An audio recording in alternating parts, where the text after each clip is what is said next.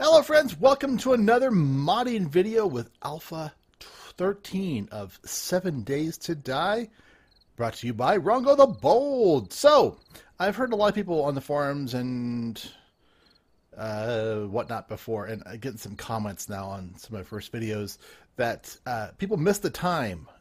So even though I haven't been on the forums yet to see what's going on, I need to go check it out because I'm sure people are discovering things about the UI that I have not yet discovered on my own. But it's still too early, so I'm still too much just playing. Sitting here making some cookies for Cookie Exchange, and I figured, you know what, I might as well do some modding while I'm doing that because I can't really record any videos because it's a bit longish to do that. So anyway, I was playing around and I figured, you know what, I can add the clock back. It's on there somewhere. Why can't we move it around? So first thing I did, I want to show you guys the result. What-a! So I've got right below the compass there, daytime and temperature outside. I figured temperature would be helpful because that's something you're going to be constantly kind of wondering, is it cold, is it hot, is it whatever's. I left the thirst and hunger hidden because I'm finding as I'm playing that I don't really need them. You just gotta kind of be aware of what's going on. So yeah, that's how it goes. So anyway, up there at the top you can see our daytime and our temperature. I put it up there, I colored them a little bit to kind of match the rest of my theme, and I'm now going to show you guys how to do that. So let me go ahead and go over to the XML now. All right, starts off the xui.xml file. I've got that open here. Let me go ahead and close this. So what I decided to do was there is the XML, the window that holds the compass. Okay, that is up here at the top. I figured I kind of want it in the same container as that. So in that window group, there's a window named Window Compass, and I created a new window called Time Temp, where I can put my data. So I wanted to find out where time and temperature was. So I went over to the Windows XML file, which is inside of the XUI file, okay? And I just did a search for time, and that quickly took me to, not ignore that one, that's the one I fixed. That's the one I made. Okay, so in the we don't want the one in content crafting because this one is crafting time. We don't want that. It's actually on your map window, so we could find it that way as well. Window fuel, daytime icon. So map stats. Okay, note this. Controller. This is what gives you access to the data. If you just took like the sprite and the label and put them into the compass itself, you wouldn't actually get the icon, but you wouldn't get any data because you have to have this controller available to the window in order for these variables to be exposed. So I don't know yet. I haven't experimented to see if you can have multiple controllers like separate with a comma or not. My guess is probably not because that would be complex. But as it is, you just need to have a window that you can get that. So anyway, in the map stats, I found in the panel, I found the sprite for daytime icon and daytime label, which gives me the map daytime. And I also saw map temperature. So I went ahead and grabbed both of these pieces. So the sprite is the little icon, and the temperature label is my little temperature text or my daytime text. So then what I did is I wanted to go ahead and put it, so let's go ahead and find time temp.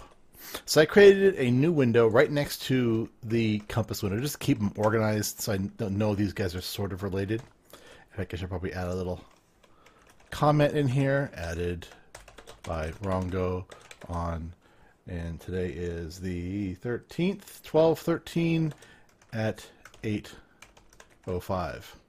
Okay. Let's actually do it this way. 20:05. All right. And we should probably do that. Okay, so I created a new window called Time Temp. I gave it a width and a height. I gave it an anchor. So this is a little confusing, and we're going to have to explore this a little bit and actually kind of get a little better feel for things. And then I gave it a controller of map stats, which is what the other window has. That way I have access to the data that comes across from the map stats controller. So anchor, center top. You can either do anchor or panel, or you can do anchor side. You can do, there's a bunch of different variations in here. And I originally didn't have anything here other than, no, I had nothing there other than panel equals right, I think was what it came across as when I copied the top piece over.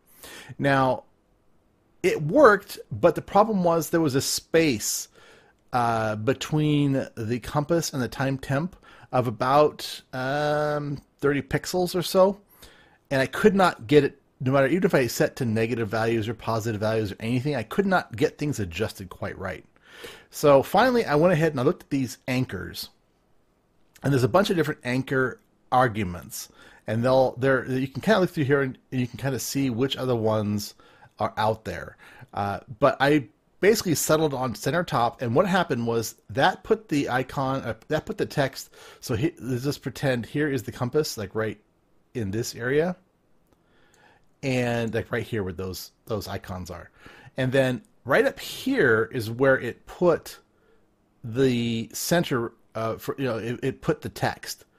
So then it was just a matter of playing around with, okay, so on the map page, these are stacked vertically. And it all comes down to this right here, position. This positions it inside of the container it's in. Okay, so the container is sitting and anchored here. It's 400 pixels wide. It's 24 pixels tall, centered at center top. And I might have been able to do left top. Maybe that would have anchored it over here, and then I could have had positive values. Anyway, again, you play with it, and then you have to play with these values to get it right.